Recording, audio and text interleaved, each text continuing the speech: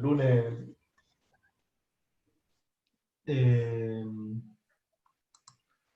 pero el lunes no tenía mucho sentido porque el lunes era un día de análisis de los resultados de la elección. Así que la sacamos hoy día pensando que también hoy día era un día particular también. Entonces agilizamos el proceso de medición y lo tuvimos hoy día. Pero bueno, el día de hoy, más que tener interés en la encuesta, en los medios en general, el día del interés era el cómo decanta esta cuestión que todavía están ahí revolviéndose, qué va a pasar, digamos. Así que está difícil, ¿eh? Está difícil el tema. Sí, bueno, ya partimos partí grabando un poquitito. Bueno, estamos con el día de hoy, la conexión del día de hoy, capítulo 49 ya llevamos.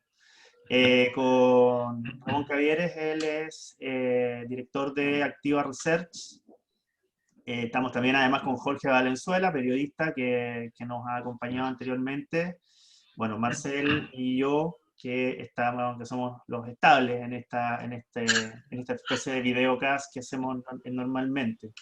Ramón, para partir, un poco que nos cuentes la génesis de Activa Research, para que la gente también un poco conozca cómo nace esta nueva encuestadora hace ya aproximadamente 2 años, 1 año y medio aproximadamente.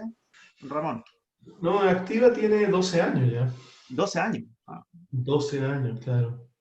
Lo que pasa es que partimos desde el punto de vista de la opinión pública hace 2019, en 2017 en realidad, pero en el 2018 hicimos un paréntesis, nos seguimos midiendo y ya partimos midiendo sistemáticamente el 2019, digamos, y generamos un estudio particular que le pusimos Pulso Ciudadano.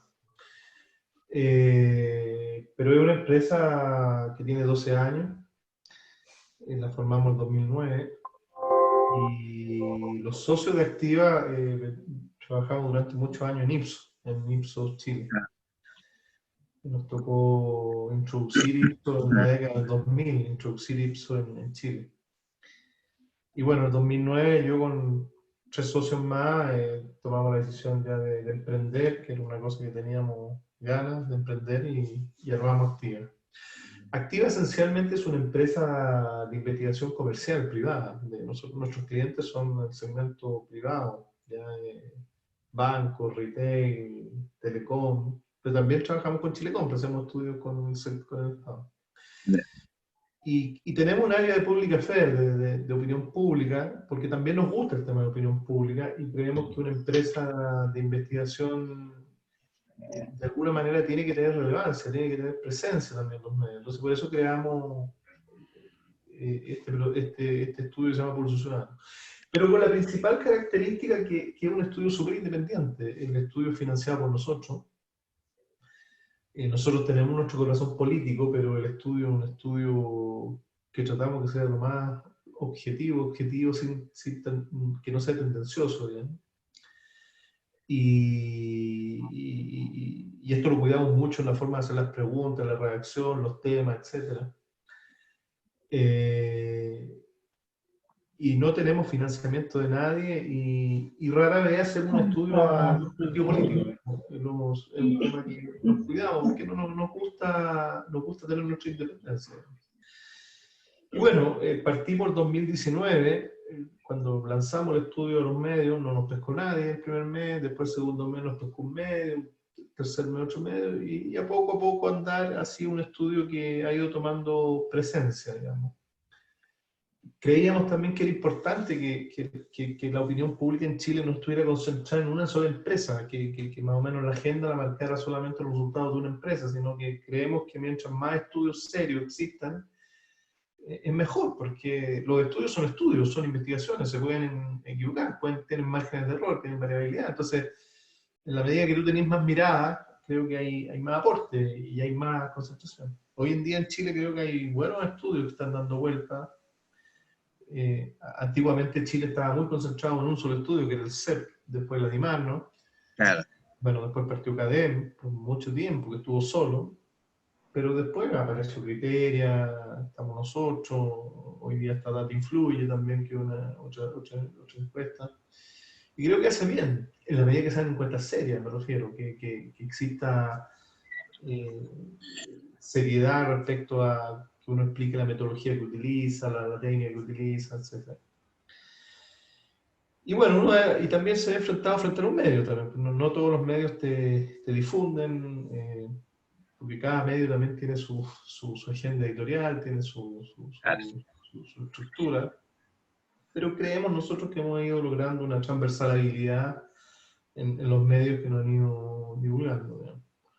Hemos tenido buenos aciertos en los pronósticos, nos gusta mucho el tema del pronóstico nosotros.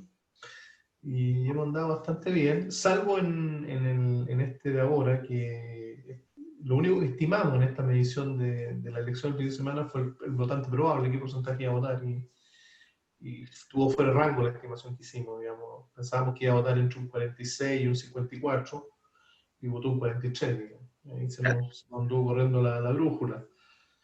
En cambio, en el plebiscito anduvimos bastante bien en las estimaciones que hicimos, y en la presidencial del 2017, que ahí esa no se difundió en los medios porque no nos conocía nadie, pero todas las estimaciones que hicimos estuvieron bastante bien.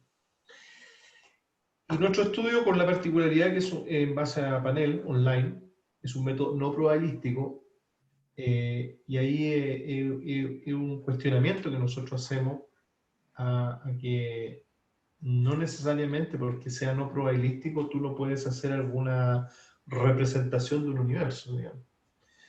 De hecho, tanto las encuestas probabilísticas se equivocan como las encuestas no probabilísticas se equivocan en igual magnitud, digamos.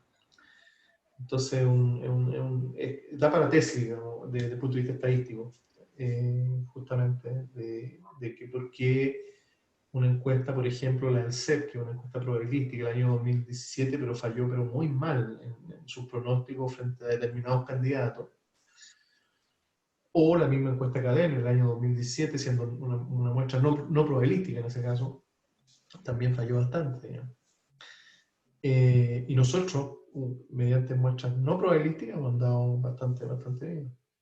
Así que eso es la historia. Activa trabajan 60 personas, somos una empresa chilena. El año pasado abrimos oficina en Perú y este año abrimos oficina en México. Entonces estamos en presencia en 3 países. Ramón, ¿a qué atribuyes tú esta situación que se produce en la última elección, la del día sábado y domingo, en que, pese a que las encuestadoras tienen unas tremendas espaldas, no logran dar cuenta del fenómeno que fue la votación de los independientes y representar esto de alguna manera mucho más eficiente? Porque en realidad nadie, por eso que resultó una sorpresa, porque nadie fue capaz de establecer en la participación, el bajo nivel de participación, y sin embargo la representación de los independientes, sobre todo en la constituyente. ¿A qué lo atribuyes tú? Mira, aquí hay que hacer una precisión muy técnica, que en el mundo de los medios y en el mundo que difunden claramente las encuestas se equivocaron, pero ojo, yo no conozco ninguna encuestadora, nosotros no lo hicimos, que haya hecho un pronóstico de cómo iba a ser la composición de la Convención Constitucional, cuántos escaños iba a sacar el Pacto de Derecha, los independientes, etc.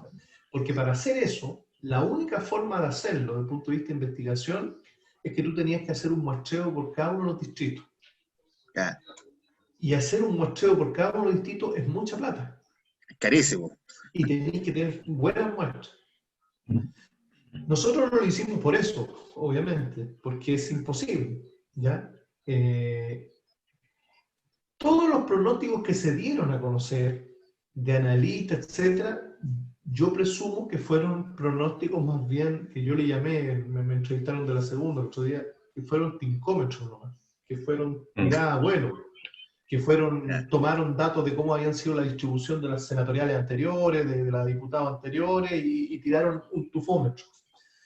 Porque realmente, sin embargo, como dan ese dato, los medios y los periodistas no saben, entonces atribuyen a las encuestas se equivocaron. De hecho, nosotros con la asociación, con AIM, hemos estado precisando justamente esto de que, ojo, todos aquellos que dieron datos, por favor muestren, expliquen qué metodología utilizaron, si utilizaron encuestas, data secundaria o sencillamente fue un tufómetro. Yo asumo que, no sé si CADEM, porque CADEM lo vi en un cuadro ahí que mostró la segunda, que también tenía su pronóstico. No sé si ellos realmente hicieron un estudio a nivel de todos los distritos. Insisto, tú no a partir de un distrito no podías proyectar para todos. Insisto, eran no sé cuántas elecciones, no sé si me cacháis. Sí, claro. Tanto de constituyentes como del resto. Pero sencillamente para la constituyente tenías que tener muestras para cada uno de los distritos. Y muestras para distrito, para hacer una proyección, al menos tenías que tener 1000 casos. Y la cantidad de distritos, eso era imposible hacer una proyección, digamos. Don Ramón, ahí como en el caso de usted que tiene una agencia, ahí, ¿cómo enfrentan justamente este escenario hoy día? Porque sigue este cuestionamiento que no es solamente de ahora, sino que es un cuestionamiento que ya viene incluso del 2017, como tú mencionabas, en relación a que esos pronósticos nunca han estado acertados. Comentabas tú recién el caso del 2017, particularmente lo que pasó con Beatriz Sánchez, que todo ese pronóstico se cayó absolutamente, y luego hay este refuerzo mediático de decir que efectivamente las encuestadoras se cayeron, que una vez más aquí lo que hay más bien es como una fijación de agenda de parte de estas empresas para monitorear el tema de lo que va a pasar el otro día. Fíjate que la CADEM sale el día domingo, justamente un día de elección, y eso es un poco el cuestionamiento que había ahí. Claro. Bueno, nosotros una de las razones que partimos haciendo estudios de opinión y de pulso es justamente generar ofrecer un estudio serio y con detalle metodológico. No sé si ustedes conocen el detalle de nuestro estudio, pero nosotros subimos a la web, subimos la base de datos, explicamos claramente toda la metodología. Es un estudio en el tiempo que data de eso. Ahora, da lata cuando cuestionan a toda la industria, en definitiva, claro.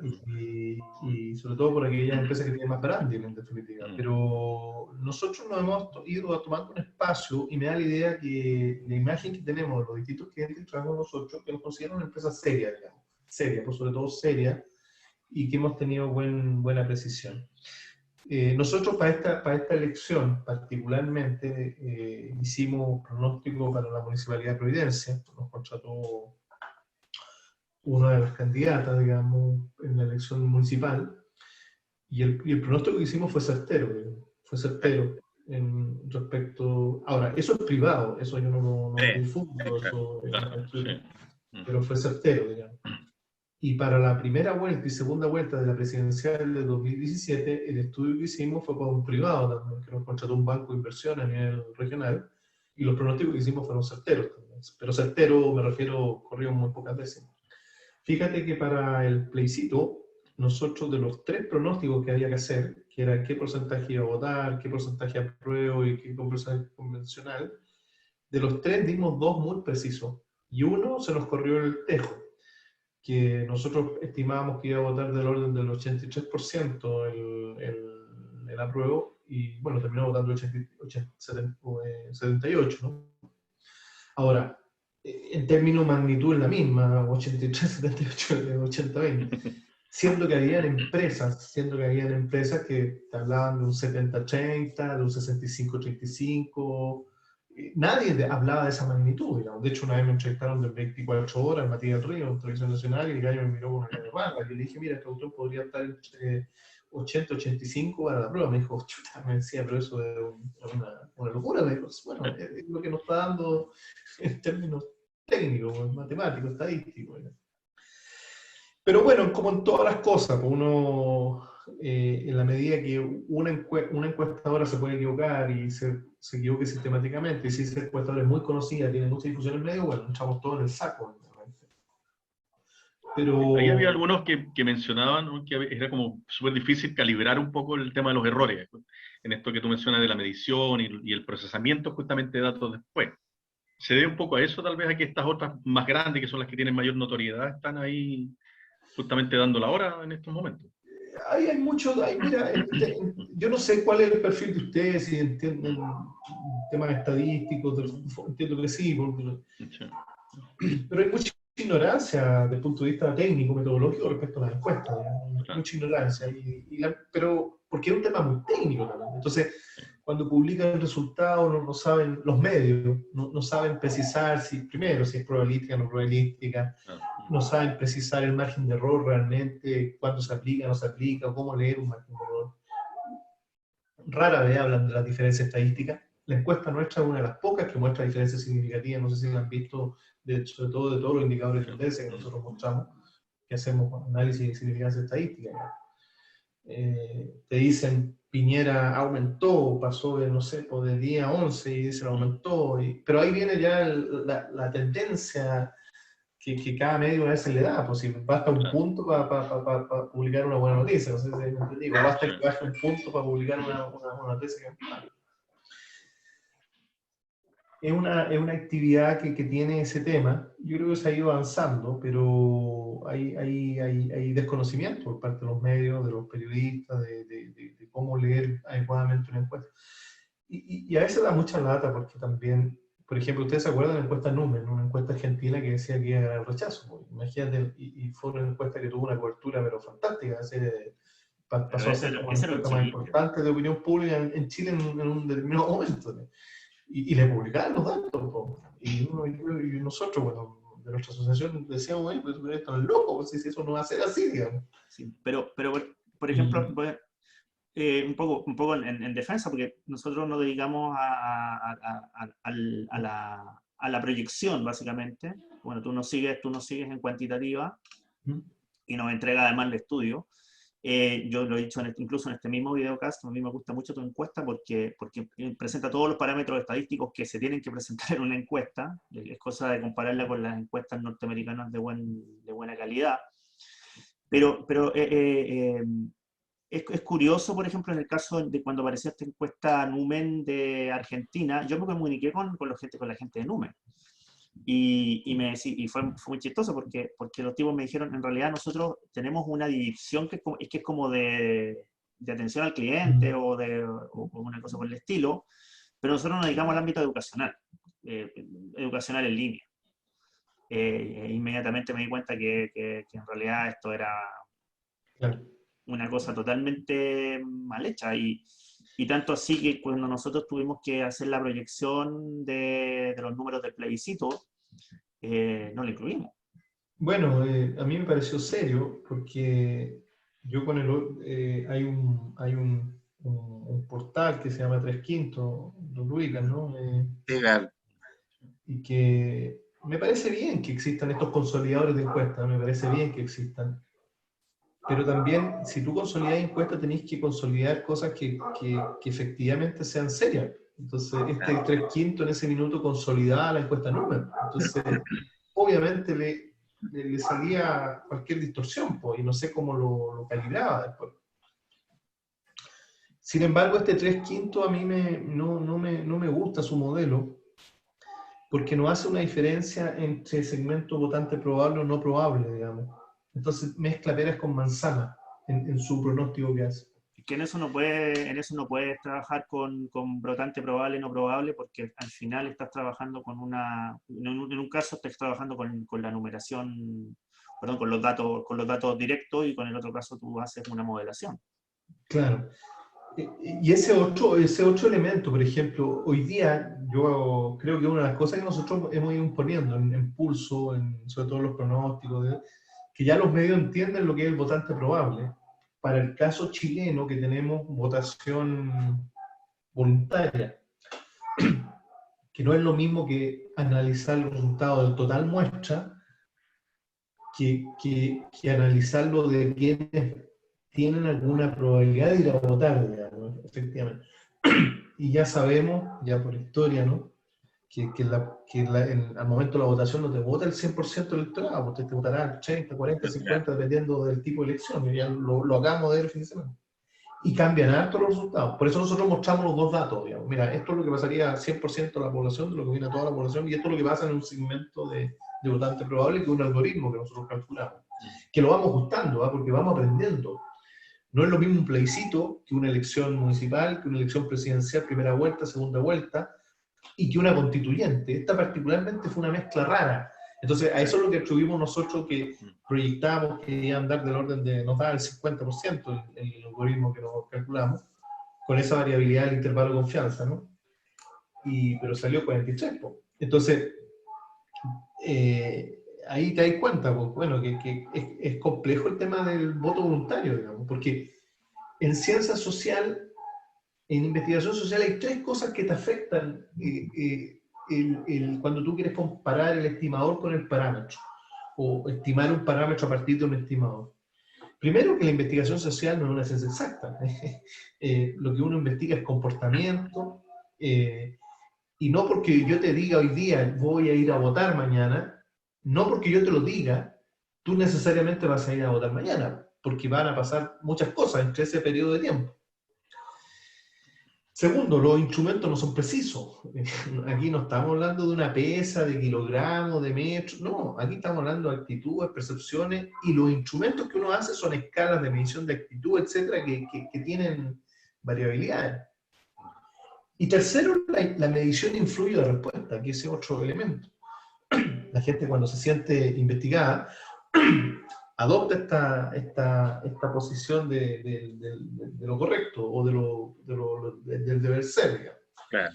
Son las tres limitantes que tiene la investigación social, no solamente política, opinión, sino de mercado comercial, de que uno siempre tiene que tener presente, digamos, que son fenómenos sociales que pueden afectar. Fíjate que bastaba que el ministro Pari dijera que para la época de la votación íbamos a estar con 3.000 contagios, como para que la gente estuviera más optimista para ir a votar, y que en la encuesta recogiera ese optimismo y te proyectara el votante probable.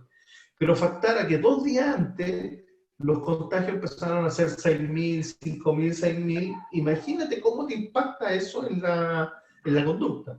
Y si tú lo habías medido hace 6 días atrás, o 15 días antes, pero no mediste 2 días antes, bueno, evidentemente te va a afectar la proyección que tú vas a hacer. Sí. Ramón, nosotros, sabes que con Jorge, bueno, estábamos preparando este capítulo, conversamos un rato respecto de este punto en relación a otros mecanismos. Y hablamos, por ejemplo, de la segmentación psicográfica, de la etnografía. ¿Qué valor le asignas tú, por ejemplo, a incorporar estas otras variables que evidentemente son mucho más cualitativas, no tienen que ver con los mecanismos de carácter cuantitativo? Bueno, sí, bueno, nosotros lo usamos mucho, la psicografía, ¿no? Mucho. Pero para la investigación de opinión pública nosotros básicamente segmentamos sociodemográficamente, por variables de edad, género, geografía, nivel socioeconómico. Salvo el constructo de votante probable, es que donde incorporamos un poco elementos actitudinales, psicográficos, que es la intencionalidad de ir a votar, si es que tiene interés o no tiene interés. El constructo nosotros lo explicamos en la encuesta, en todo caso, está definido en el informe que nosotros entregamos. Es un constructo donde tomamos la parte actitudinal, para elaborar el modelo de quién va a votar. Digamos. Pero cuando uno analiza otras cosas, por supuesto, siempre las variables psicográficas son interesantes. De hecho, la posición política es una variable psicográfica también. Y la posición frente al gobierno, una variable de estilo de vida, en otras palabras.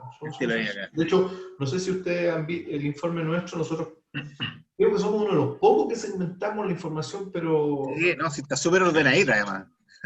La segmentamos por todas, y es consistente. Me refiero que todos los estudios de pulso ciudadano son iguales, en el sentido del análisis de segmentación y con muestra.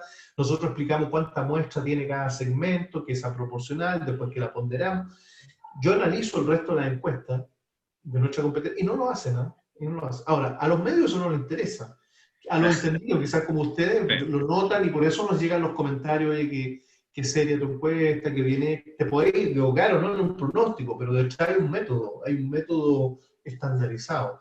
Y ese es nuestro norte, esa es nuestra visión, nuestra filosofía, hacer un aporte de serio. Ahora, insisto, nosotros es la misma forma que trabajamos con los estudios comerciales que nosotros hacemos. Trabajamos con clientes muy grandes y todos los estudios tienen rigurosidad. ¿Por qué tanta rigurosidad? Nosotros somos la única empresa de los que está haciendo estudios de opinión pública, estamos certificados, la norma ISO 20252, que es una norma internacional que norma la actividad nuestra de investigación de mercado y social. ¿Sabían ustedes eso o no? Nosotros lo incorporamos en el informe, Cristian, dice ahí que somos certificados en la norma. Y eso implica un método, por eso nosotros hacemos tanto detalle en nuestra metodología de explicar y todas las cosas. Fíjate que es interesante eso porque justamente lo que tú señalabas, el caso de los colegas periodistas, poco a veces se interesan en evaluar este tipo de cosas antes de sacar a la luz alguna encuesta de opinión, ¿no? Si es que efectivamente, como tú dices, se evalúan esos parámetros de opiniones, actitudes, valores, conocimientos, para poder luego también dar una cierta certeza del número que se está entregando, sino que como hay acuerdos a veces entre el medio y alguna empresa, simplemente se publica el resultado final. Y ahí es donde tú luego viene el cuestionamiento de si efectivamente se falló o no se falló, en vez de haber revisado previamente otras cosas, otros parámetros. Pero yo creo que no hay mala intención de parte de los periodistas, es sencillamente es un tema tan complejo y como el dato pasa a ser lo más relevante y el impacto noticioso, más se preocupan del dato, del impacto, pero hay medios, sobre todo muchos portales que nos siguen mucho y nos piden, etcétera, que le han ido dando una relevancia a nuestro informe justamente por eso, por el contenido técnico que hay detrás y la explicación que hay detrás. Nosotros publicamos la base de datos, está disponible, la pueden bajar, no... transparencia absoluta, digamos. Ramón, una pregunta que no te la puedo dejar de hacer antes de que entremos ya a lo que fue las elecciones del fin de semana. ¿Cómo les ha impactado a ustedes esta prohibición de informar encuestas 15 días antes de la elección? Es pésimo, es una torpeza. De hecho, se está discutiendo en el Congreso hoy día una modificación, pero eso es muy lento, no sé si... Chile es el país que tiene esa prohibición más grande que tiene el mundo prácticamente, de 15 días. La mayoría de los países desarrollados no tienen restricción, puedes publicar hasta el mismo día, o 2 días, 3 días, o máximo 4 días, digamos. ¿Por qué pasa esto? Porque al final los estudios igual se difunden. Sí, claro. Los difunden con carátulas, los difunden en redes sociales, los circulan.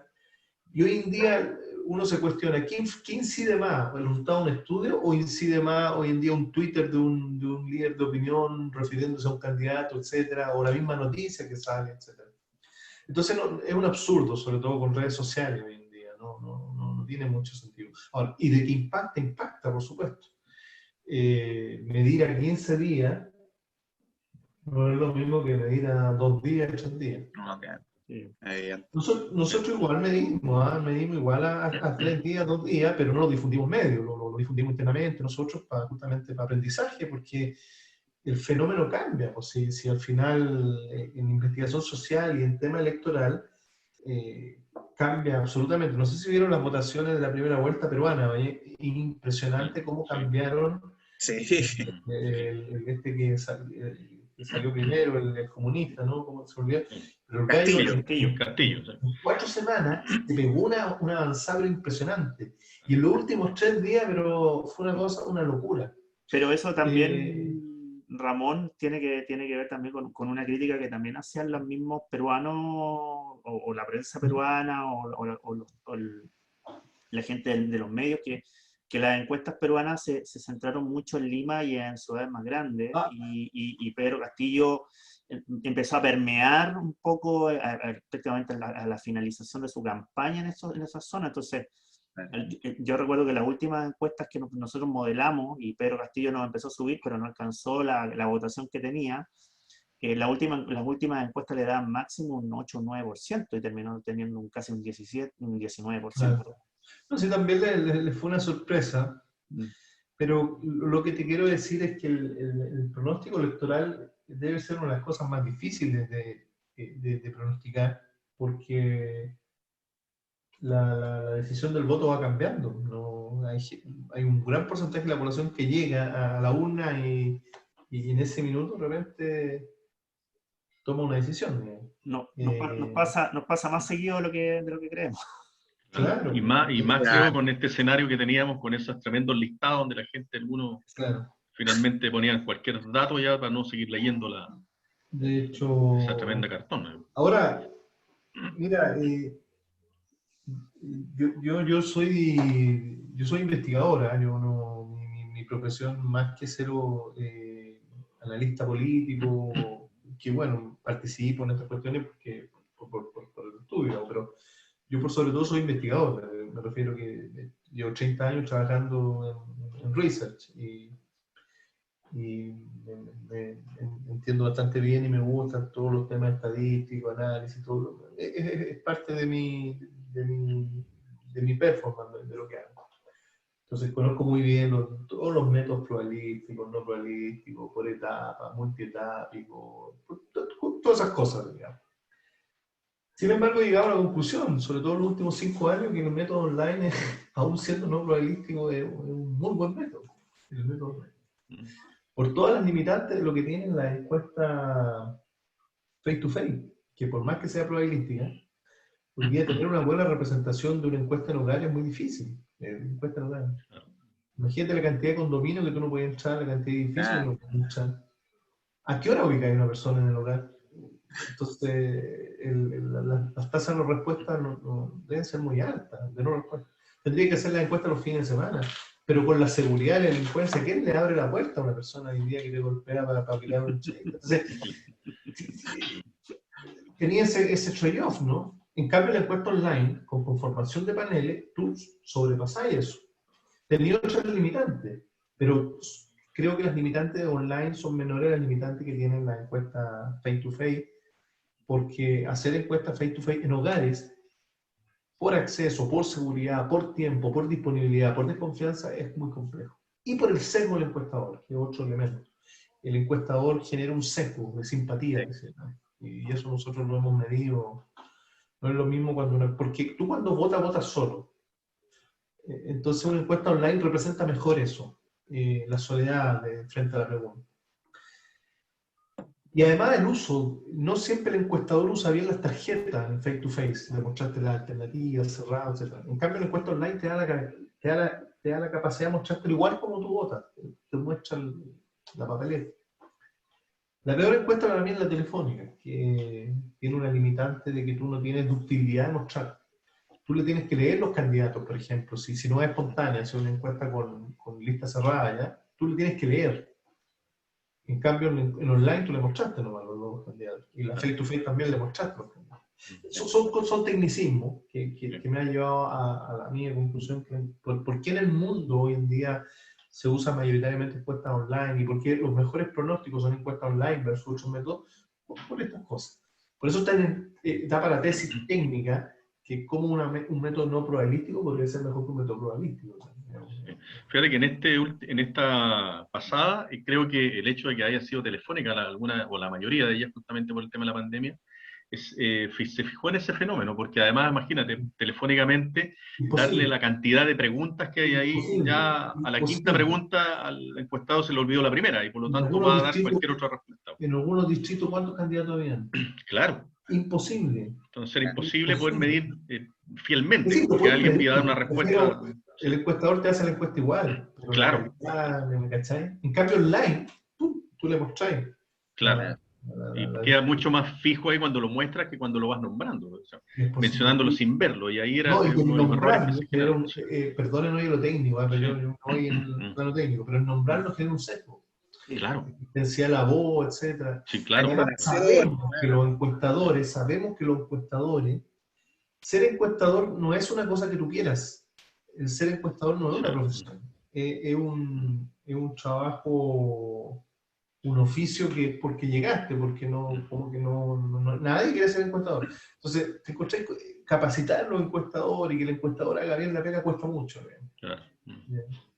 Siempre el encuestador trata de hacerla más rápido de lo que corresponde, de no leer la pregunta entera, la media mitad, etc. Sí, entonces, sin contar la dinámica que normalmente tiene el encuestador, que le pagan por encuesta. Entonces, ese... trata de maximizar su ganancia, claro, en términos de minimizar el tiempo de encuesta o cosas por el estilo. Y un poco lo del sesgo, que un poco como siempre, como en algún momento a mí me pasaron cuando yo estudié ciencia política, me decían, siempre los primeros candidatos son los más perjudicados porque a la gente se le olvida. Claro. Claro, y más con este listado que había ahora, imagínate, empezar a leerlos todos, ya se te olvidan los primeros. O incluso los otros parámetros que se ocupan ahí también. Bueno, se pregunta, no sé, por las instituciones, empieza todo ese detalle de institución por institución, al final la gente dice aquella que recuerda más, ¿no? Otra cosa que se está dando mucho, que los medios no logran precisar, es si tú aplicaste una encuesta de respuesta espontánea o respuesta guiada, que es un tema no menor, no menor. Entonces, por ejemplo, a esta altura del partido, que los candidatos todavía no se definen, imagínate lo que estamos viendo hoy día, no sabéis si van a aparecer liderazgos nuevos, nosotros siempre hemos definido que, al menos en esta etapa, es mejor espontáneo. Sí. Hasta que ya los candidatos ya están definidos, la lista, y ahí tú pensás a preguntar ya de manera cerrada, que se llama lista cerrada. Cuando en esta etapa tú cierras una lista, corres el riesgo de sesgar, en definitiva, porque viene la definición a quién pones y a quién no pones. Yarna Proboste fue un muy buen ejemplo, y lamentablemente la potencia que tienen las encuestas es que te pueden generar una realidad. Yarna Proboste en las encuestas que apareció en una es porque la pusieron en un listado. Y obviamente al que yo ponga, pusieron a Julio César, también marca. Pues, al que pongáis tú puede marcar. Claro. Pero dependiendo de eso, dependiendo de los intereses, etc., bueno, generaste la realidad. Pues. Y hoy día, esta es la primera encuesta hoy día que nos marcó a nosotros de manera espontánea, nos marcó ya de manera significativa ya en la Proboste. Pero claro, ¿por qué marcó? Porque todos los medios ya están hablando ya en la Proboste, que el liderazgo, que apareció en la encuesta acá. Entonces, ojo, el efecto agenda. ¿Ah? Sí. El efecto agenda. El efecto agenda, exactamente. Entonces, las encuestas siempre tienen, por eso te digo, tienen un instrumental también, porque lamentablemente se utiliza un instrumental comunicacional también. Entonces, hay mucho rigor, mucho cuidado en eso. Y hay empresas que se prestan para eso. Ramón, ¿cómo te imaginas tú el futuro de la industria? ¿Hacia dónde avanza el mundo de las encuestadoras, de la investigación en opinión pública, la investigación de mercado? Bueno, en general me lo imagino de manera positiva, porque sin saberlo y sin buscarlo, nos dimos cuenta en pocos años que estamos metidos hoy día en la industria de la data, que se llama, del Big Data, la Data Analytics, de la tecnología de la información. Entonces, ahora, no todas las empresas encuestadoras se transformaron, digamos, ¿no? Que era transformarse digitalmente, que se llama transformación digital.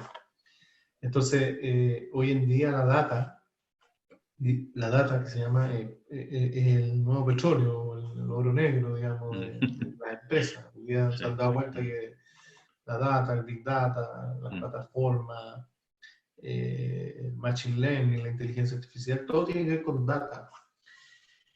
Nosotros hace como 6 años, nosotros cuando armamos Activa, pero particularmente hace 6 años, nosotros nos focalizamos justamente en hacer la transformación.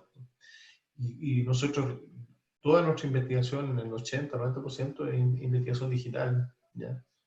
Tanto lo cuantitativo como lo cualitativo, digamos. Todos nuestros servicios son digitales, con dashboard, con automatizaciones, etc. Y trabajamos con modelamiento, bueno, tenemos muchos ingenieros matemáticos, ingenieros industriales, ingenieros estadísticos. Entonces, ¿cómo la proyecto? Va a ser una industria muy digital, por supuesto, y está siendo muy digital. Pero siempre se necesita lo básico, porque es darle entendimiento al dato, pues, interpretar el dato y generar métodos de obtención del dato, que es la metodología. Así que se ha juntado un mundo bien interesante para nosotros. Ahora, nosotros como Activa somos una de las empresas más tecnológicas de la industria chilena. Somos una empresa chilena, pero competimos con grandes como Ipsos, GFK, que son empresas internacionales. Pero para ser nuevo, porque 12 años igual es poco y harto, pero es poco, digamos, en términos de historia, fuimos una empresa que nos metimos mucho en el ámbito de la tecnología y la información. ¿Ya? De hecho, el panel que hacemos nosotros es un panel que está linkeado con nuestra empresa. Es otra empresa que se llama Opinando Online, que es un panel que presta servicios de paneles a empresas de investigación de mercado, pero es un panel que está en 6 países en Latinoamérica. Ya. Cubrimos toda Latinoamérica con el panel. Así que soy optimista, pues el dato pasó a ser un insumo relevante en la toma de decisiones, en todo. pero también te pone mucho desafío, porque hoy día las empresas de investigación de mercado no tan solo compiten con empresas de research, hoy día compite con startups, con muchas empresas tecnológicas, con muchas empresas que crean portales, etc. Por ejemplo, hay un portal que está creando que se llama Chile Decide, que agarra los datos del CERVEL, los procesa, no sé si los vieron que estuvo en el dando datos. Bueno, esas son las competencias que nos aparecen, digamos, respecto a temas. Pero, bueno, es un proceso no solamente de las empresas de mercado, sino toda la industria, la transformación digital, o te subiste o no te subiste, y si no te subiste bien, quedaste afuera, digamos. Entonces, es un proceso. Soy optimista, digamos, en el sentido de cómo se va a ir desarrollando esta industria del dato, pero por sobre todo la industria de la interpretación, del consulting, que se llama, del asesoramiento respecto de lo que uno analiza e intenta. Sí, fíjate que estos días la tercera presentó esta cosa de este match que había con algunos candidatos y que uno podía ir justamente dando respuesta a algunas preguntas que venían y te hacía una especie de match con cuál era el candidato que más se acercaba al tema de las opiniones, ¿ya? Y creo que va un poco en relación a eso que mencionaste, o sea, esa búsqueda de ese data, de empezar a que esto también, de alguna forma también dirija un poco algunas conductas, pero que tiene que ver más que todo también con ese recoger datos y lo que tú decías en relación a cómo ese dato que se presenta sea fidedigno, esté además bien muestreado, o sea, que hay varios aspectos que tienen que ser serios ahí. Claro. No, y hoy día hay una rapidez, instantaneidad de la información, pues imagínate, hoy día uno con encuestas digitales, 1000 entrevistas te la podía hacer en un día, o dependiendo de la velocidad que quieres darle a un estudio, digamos.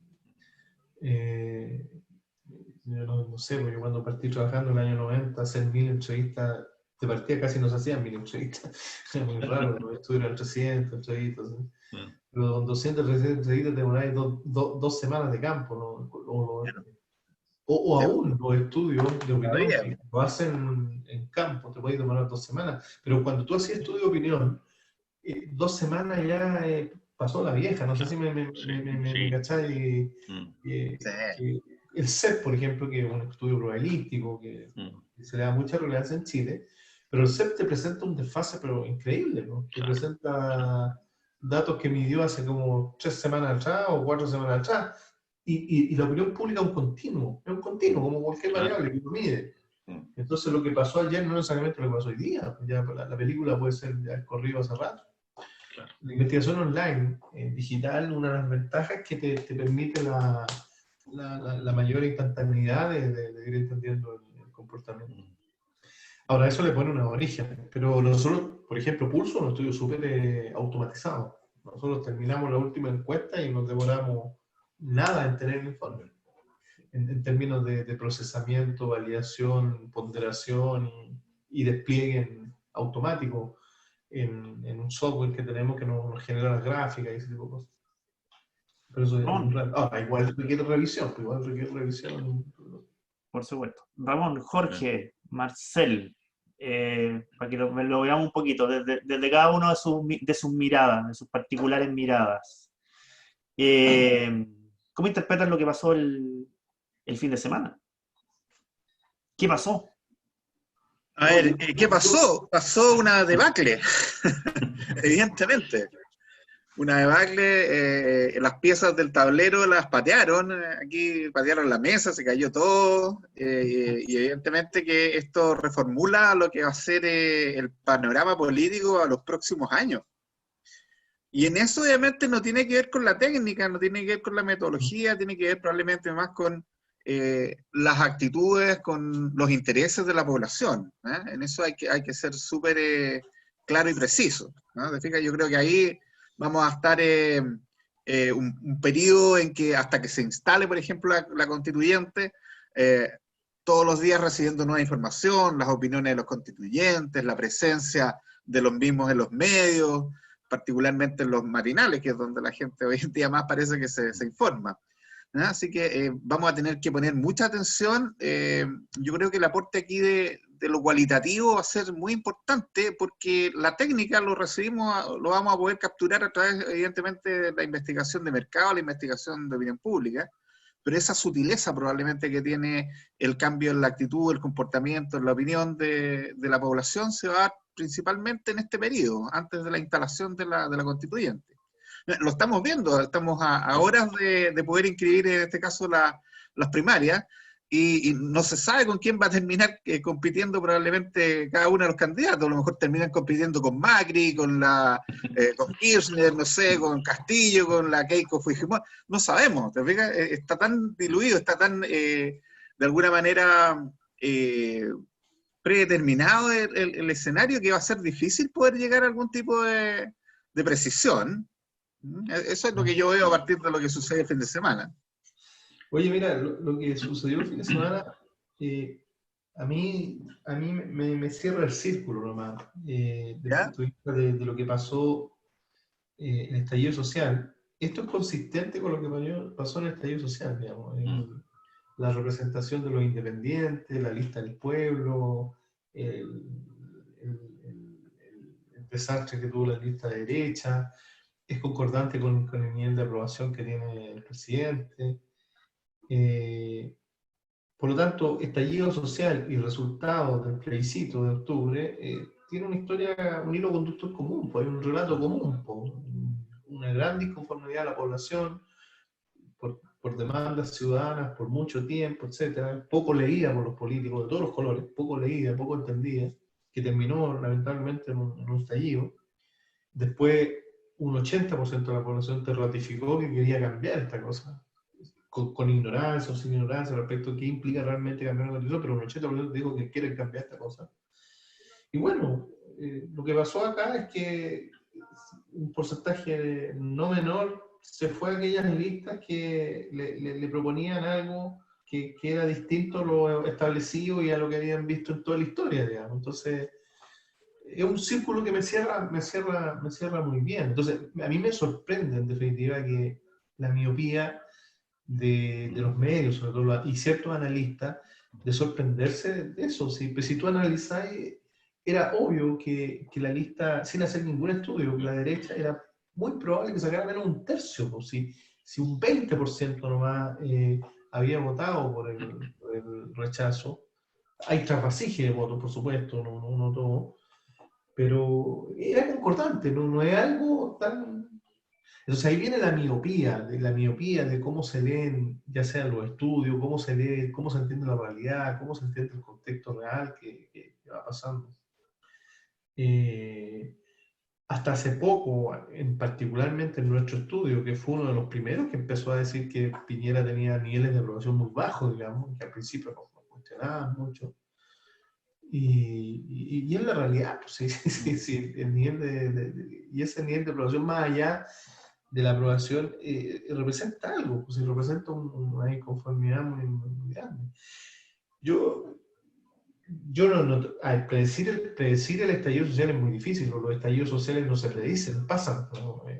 Que no venga nadie a decir que no, yo pensé que iba a pasar. Las cosas pasan, digamos, ¿no? Las cosas, esos fenómenos tan grandes pasan, no se predicen. Pero cuando uno analiza también los indicadores, hay consistencia, cuando uno mira después, por supuesto, pero hay consistencia en nuestros indicadores que nosotros medimos impulsos, son sistemáticos en el tiempo. Hay bastante consistencia. Fíjate, hoy día la gente está más feliz. Mira unas cosas. No sé si vieron un pulso que sacamos hoy día. Sí. Hay unos datos. Sí. Medimos el índice de felicidad. La gente está más feliz. Tiene mejor expectativa económica. Piensa que el país está progresando un poco mejor dentro de los desastres de los indicadores que venía. Pero lean el informe, la gente hoy día tiene una expectativa súper positiva, digamos, súper positiva. ¿Sabes? Y es porque, bueno, porque lo que se vio el fin de semana le cuadra y tiene una esperanza de que eventualmente. ¿Cuál es el tema? Que después vienen los procesos de frustración, digamos, si nuevamente esta convención no termina en lo que se espera, o se tiene mucha expectativa que una convención constitucional no necesariamente va a responder problemas concretos, digamos, de la gente, que es el gran problema que hay generando. Así que bueno, un gran dilema, y el debacle que un riesgo que corremos hoy en día del populismo, que bueno, estamos abiertos. Cuando los partidos políticos no son fuertes, cuando la gente no confía en los partidos políticos, se da espacio a que aparezca el populismo y y eso sí que es muy, muy riesgoso, muy, muy peligroso. Afortunadamente, entre comillas, los indicadores agiles tendieron a bajar en esta medición que medimos ahora. Ahora, no sé si eso se va a mantener consistente, no sé cómo hacer, digamos.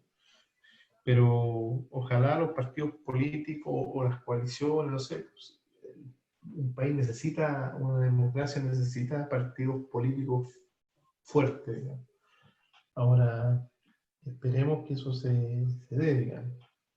Pero claro, yo insisto, es sorprendente ver los resultados, pero no es una historia desconectada, insisto, es una historia muy conectada de lo que pasó desde octubre del 2019, ¿no?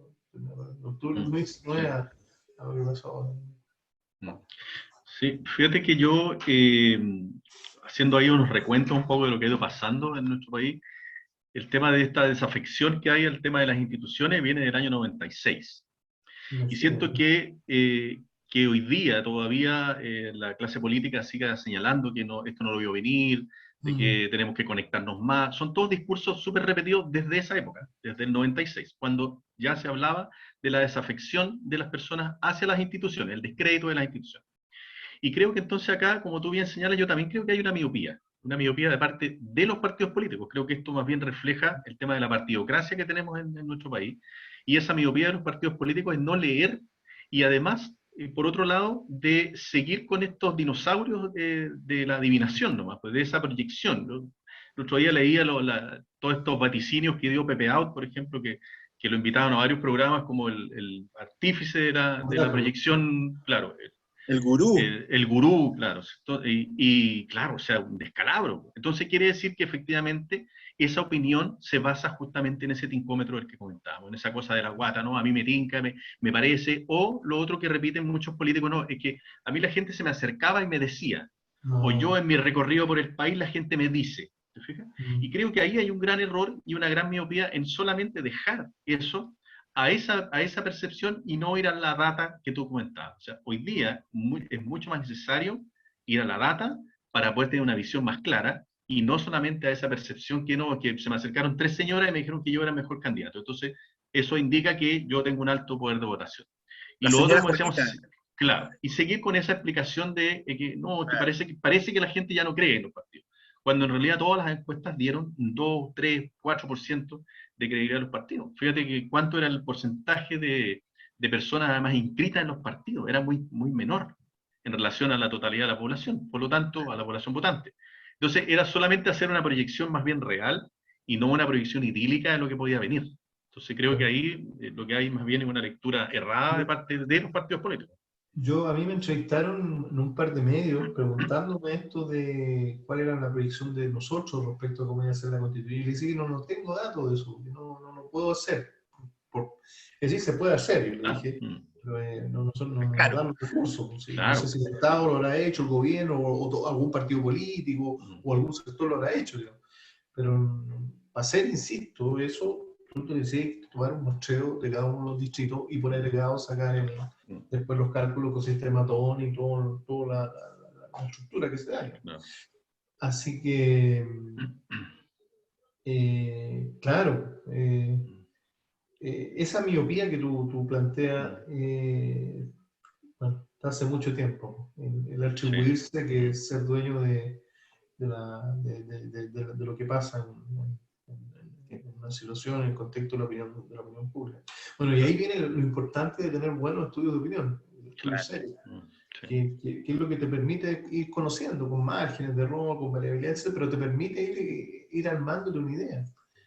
Yo siempre le otro día a una persona, Pamela Giles, yo diría, ¿por qué hoy día Pamela Giles estuvo, ¿no? o estuvo así, pasó a ser un gran referente político, por la encuesta nomás? Pues, claro. Si no existiera la encuesta, nadie se enteraría de eso, no sé si me entienden, ¿no? De la fuerza, digamos, que asoma un liderazgo, un líder de opinión, ¿no? O un político. Sí. Entonces, pues, esa es la relevancia que tiene contar con estudios de opinión. Y contar con estudios de opinión.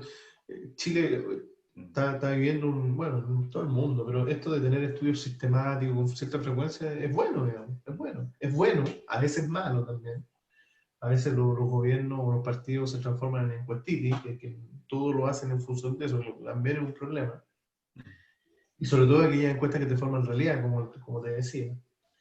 Pero sin lugar a dudas, el disponer de información sistemática, ordenada en el tiempo, te va armando una película, ¿no? Que uno la tiene que ir leyendo, ¿no? Ahora, la encuesta es un insumo nada más, solo un insumo de fotos en un determinado minuto. Exacto. Pero después está la lógica, el entendimiento, la visión cualitativa, el propio entendimiento que tienen que tener los distintos autoridades, organismos, partidos políticos, de ir cuadrando el tema. No se puede pensar que todo se tiene que hacer en base a encuestas y tampoco se puede pensar que no hay que tener información, ¿no? Entonces, es un tema.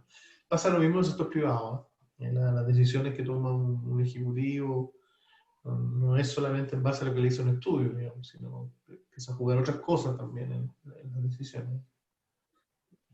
Bueno, Piñera es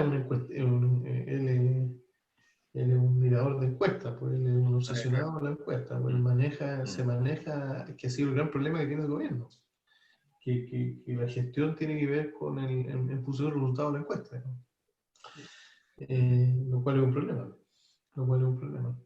Pero además como que ve solamente esa medición del rating, casi, como un poco cierta política va a servir, entonces se aplica, pero también, como decíamos recién, creyendo en esos resultados, en esas probabilidades que a veces no tienen toda la seriedad que harían. Que un gobierno puede darle mucha relevancia a la encuesta, pero yo creo que tenéis que mirar varias encuestas, no solamente una. Claro. Y sobre eso hacerte el análisis objetivo, pues bueno, claro. Sí. Varias encuestas, no una, porque si miráis una nomás, pues le estáis mirando el ombligo, ¿no? Claro, exactamente. Sí, pues, a mí me da la impresión que lo del fin de semana, y bueno, el conteo del domingo, fueron 2 elecciones en una. Y que a mí me llamó mucho la atención un poco también mirando los números, mirando ese tipo de cosas. Por una parte estaba la elección de los constituyentes y por el otro estaban las elecciones tradicionales. Las elecciones de concejales, alcaldes y bueno, gobernadores, que fue relativamente nuevo. Pero que también estaba dentro de una lógica un poquito más institucional. Y quizá lo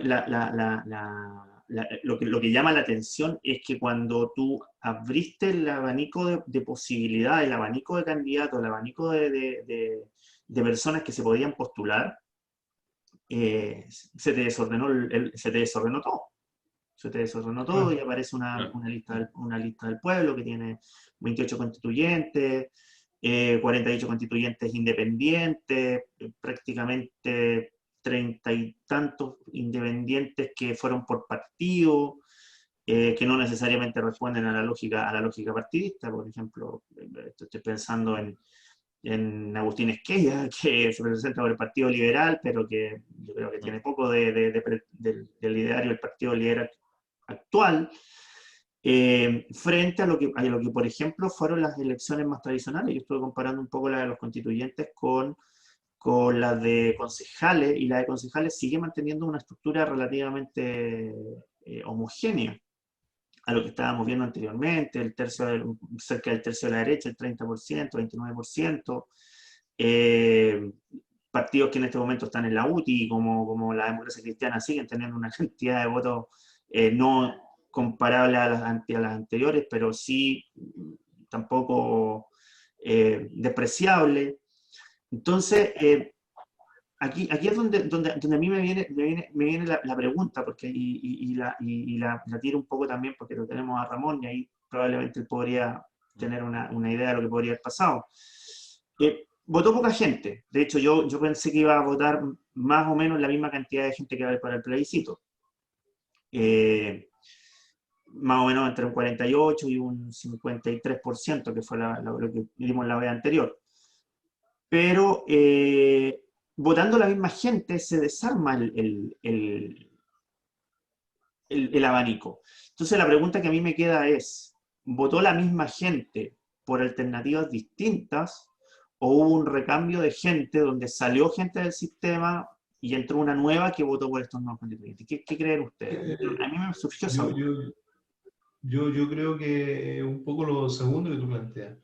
hay un fenómeno que yo no he visto todavía el dato del CERVEL en términos al perfil de los que votaron, en términos etario, género, cosas así, todavía no lo he visto, no sé si lo han subido todavía. Pero yo tengo la impresión que votó menos gente, perdón, no es que tenga la impresión, fue así, votó un millón menos de personas. Pero creo que los que fueron a votar fue gente, al menos para la constituyente, mucho más ideologizado. Fue gente mucho más informada, muy claro en la estructura que tenía que votar. Mira, porque esta era una votación mucho más difícil, por eso fue menos gente también.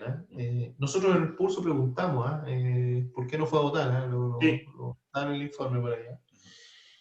Y esta era una elección mucho más difícil, menos épica, que se dice.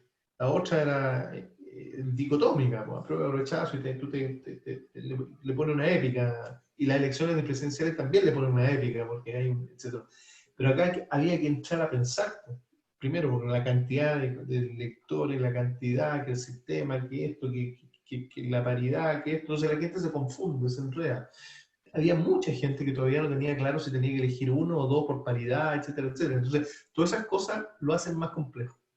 Mucha gente se descolgó por eso, por lo complejo que puede ser la votación y menos épica. Por lo tanto, la gente que fue a votar fue gente mucho más entendida, entre comillas, no te voy a decir toda, pero gente mucho más vinculada, más clara y mucho más, yo diría, más ideologizada con el proceso mismo, digamos, por lo menos en la parte constituyente. Me hace pensar que en la votación de gobernación pasó lo mismo. Por ahí tuve unos colegas que me decían que habían sobreestimado el voto tradicional del postulante a gobernador de Santiago, digamos. Y si tú das cuenta, a Oliva no aparecía mucho en la foto. Es decir, aparecía, pero o sea, no con la fuerza que apareció, ¿cachai? Menos el votante que fue... ¿Cómo? Menos Natalie Joniat, que fue, para mí también fue una gran sorpresa.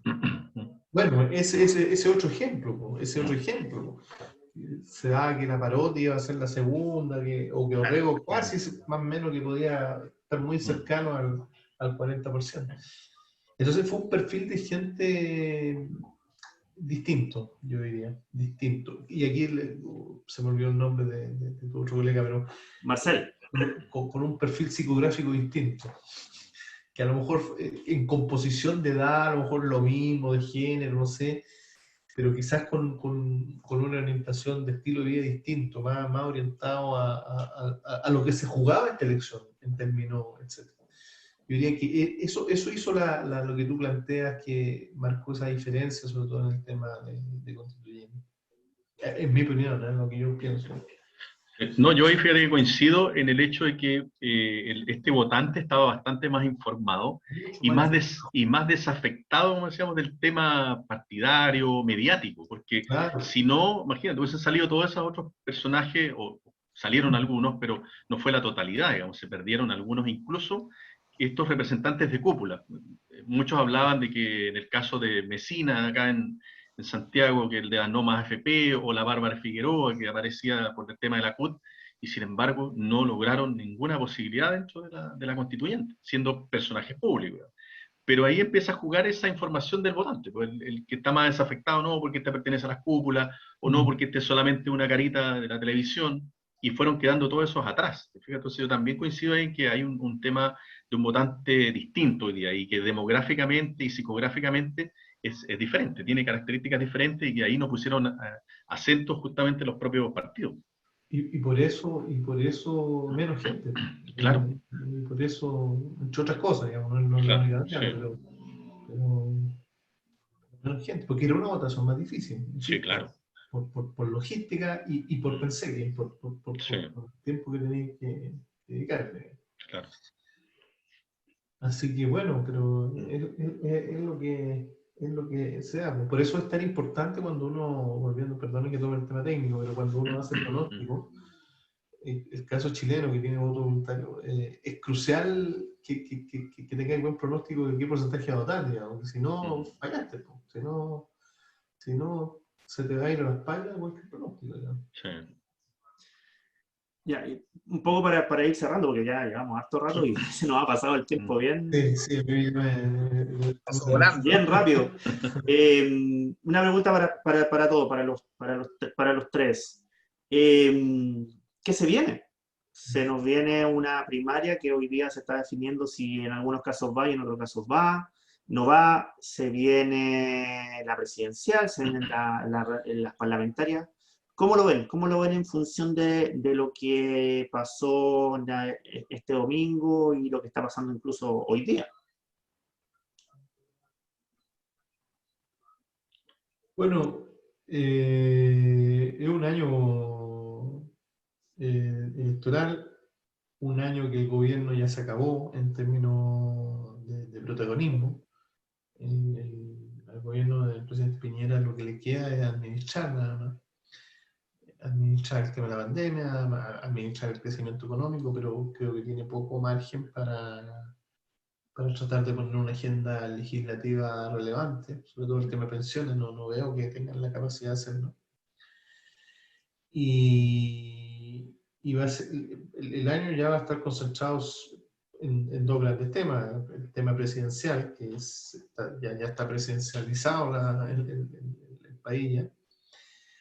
Y el cómo va a trabajar la constituyente, porque es como tener un congreso paralelo, ¿no? Es bien particular. Digamos.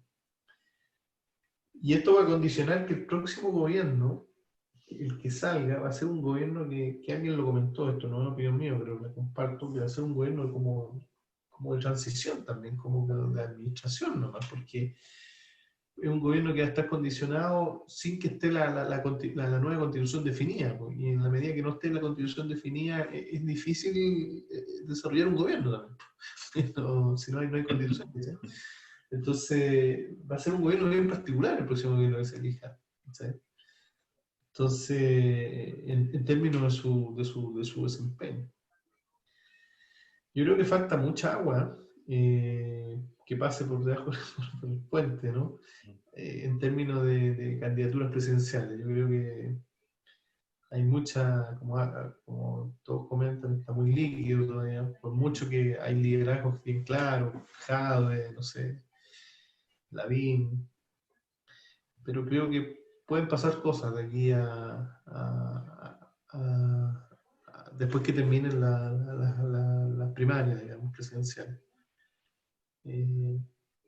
Pueden pasar cosas en términos de nuevos liderazgos, a eso me refiero. Yo creo que esto mismo lo que está pasando hoy día, lo único que está haciendo es un espectáculo para que la gente uno lo mire, es justamente la desafección política, y cada uno de esos ya perdió como los pocos puntos que tienen, ya lo están perdiendo, pero fuertemente también. Entonces, van a aparecer, pues es probable que aparezcan otros liderazgos que sintonizan, como hablamos hoy día, sintonizan de otra manera, no sé.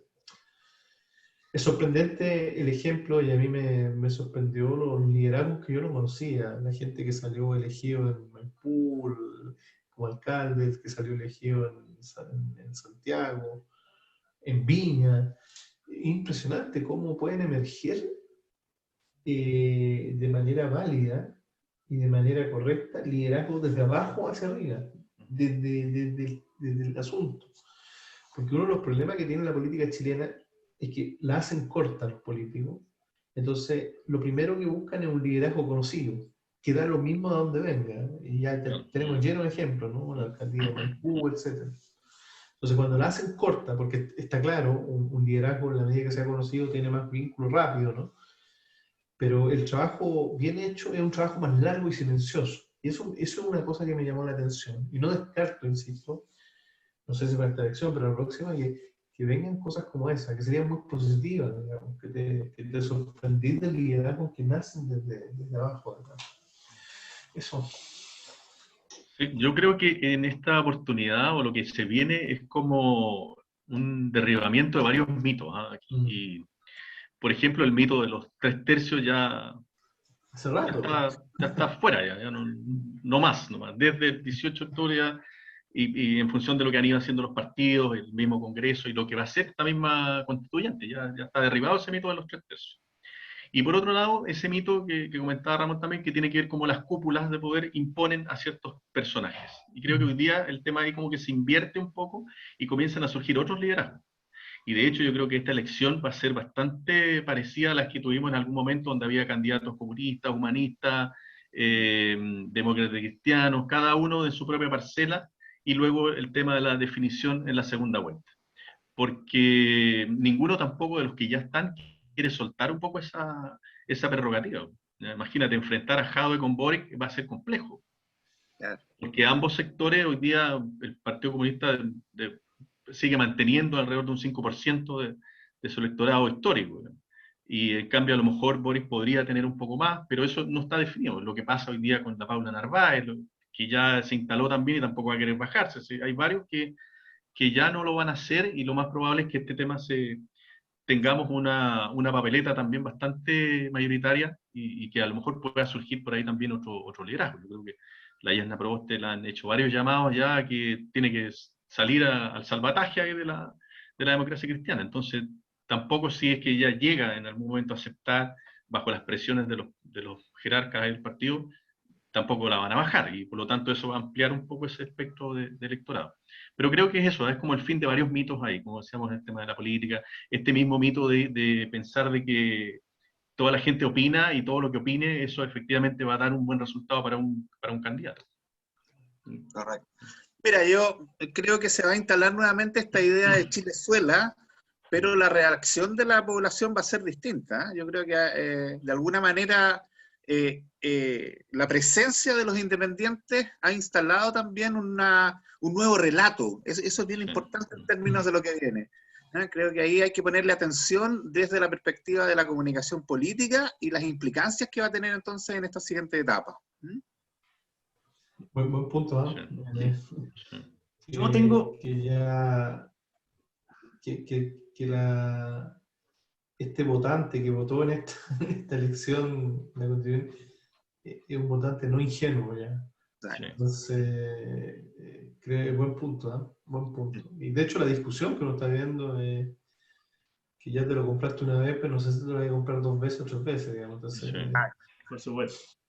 Yo tengo la impresión de que yo sigo con mi teoría del Partido del Orden. Yo creo que esta va a ser la elección del Partido del Orden contra los que no quieren el Partido del Orden, lo quieren sacar al Partido del Orden. Y ya lo estamos viendo. O sea, lo que está pasando ahora en la primaria de la Unidad Constituyente es un ejemplo de ello. Están tratando de imponer algún candidato para presentar, como sea Narváez, sea Proboste, sea quien sea. Está, bueno, pues este nuevo conglomerado que es el Partido Comunista con el Frente Amplio, que parte siendo instrumental, pero parece que va un poquito más allá. Pero yo estoy de acuerdo con esto de que podría salir un liderazgo a partir de esta nueva conformación. A mí me parecería raro que no apareciera algún candidato en este tiempo de aquí al establecimiento de la inscripción de candidatura que sea levantado por estas fuerzas independientes, por estas fuerzas que ya están, no solo están unidas, sino que tienen cierto grado de cohesión, y esa cohesión se va a aumentar en la constituyente, porque obviamente se van a ver las caras y se van a conocer, y van a empezar a ver informaciones y conversaciones que probablemente van a hacer que algunas de estas fuerzas comiencen a aglutinarse en torno a un liderazgo común, o a un par de liderazgos comunes. Ya, Ramón, estamos casi...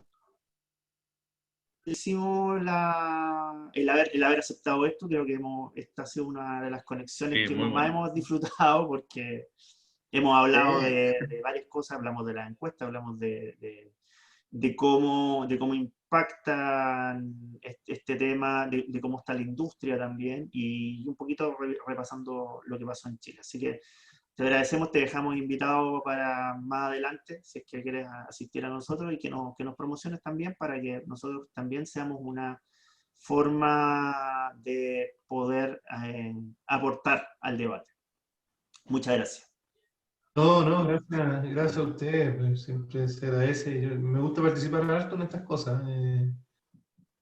sobre todo de organizaciones más independientes, etcétera, me gusta, así que le agradezco también.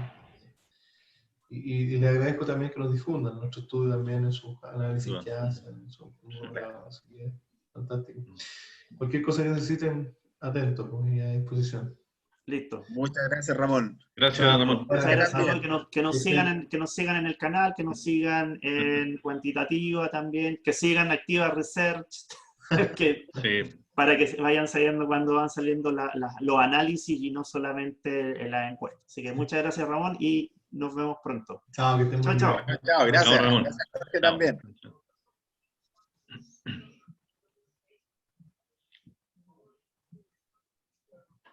Ahí sí. Terminamos. Nos quedó un minuto, menos de un minuto. Súper.